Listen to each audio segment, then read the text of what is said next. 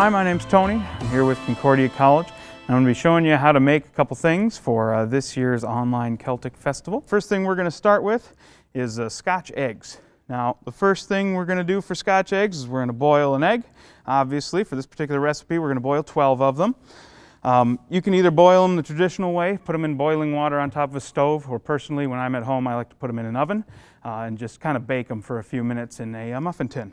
But anyway, we're going to start by boiling those. Once they're all boiled and ready to go, we're going to take our sausage. Now I've got about 2 pounds of this, and we're going to make little half-ounce patties. And these are going to surround the eggs. Now if you don't have a food scale at home or anything like that, it doesn't really matter. The point of this is we're going to make twice as many patties as we have eggs. So in this particular case, I've just got 6 right off here to the side. So I'm going to make 12 little balls and patty them up. And what you're going to do is you're going to roll them out and then just kind of flatten them down. It doesn't matter if they're perfect circles. It doesn't really even matter if they're the same size because later on we're just going to surround the egg with them. We'll go ahead and we'll start putting our eggs in them. Now before you put the egg inside the patty, you're going to want to take a paper towel and kind of dry it off just a little bit. When eggs are wet, the sausage isn't going to stick to them very well. And so we want to make sure they're dry when we use them. And what you're going to do is you're going to cup that sausage patty, stick the egg right in the middle, and then just cap it over top with another sausage patty. And you should be able to slowly kind of spread that sausage out around it and crease those 2 patties together until you have what essentially looks like a meatball with an egg inside of it. Okay, so it should look something like this. Now once those are all ready to go, we're going to put on some flour, and we're going to dip it in an egg wash and then put it in some panko breadcrumbs. Now for flour, the amount is going to kind of depend on how many you're making at a time. For this recipe, a recipe of 12, we're just using a little over 1 pound. And then we're using about 6 to 8 eggs worth of egg wash here. Okay? So we're going to dip it inside that flour, make sure it's sufficiently coated. Should look something kind of like this here. And then we're going to dip it inside of our egg wash.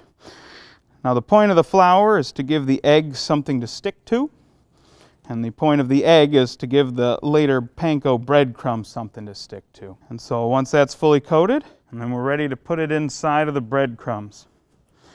And you're going to want to roll it around quite a bit in those breadcrumbs.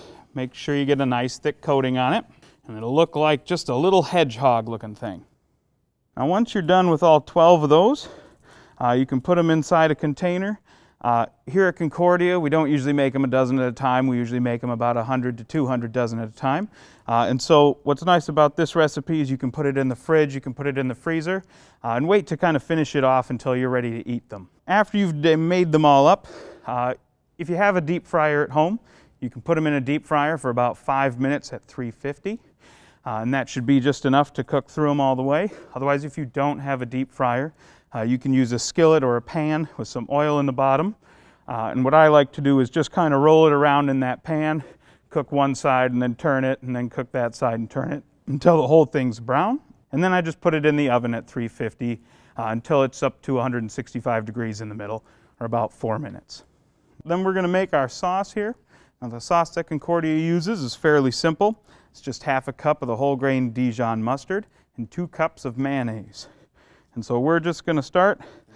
We're just going to start by scooping those into this bowl here. A little Dijon, and then our mayonnaise.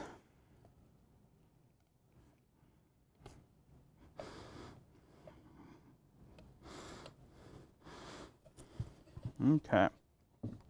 And now that that's ready to go, I usually just take a rubber spatula and fold them together.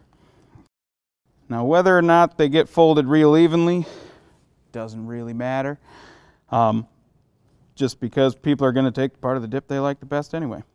And then we'll just scoop that right into our bowl here.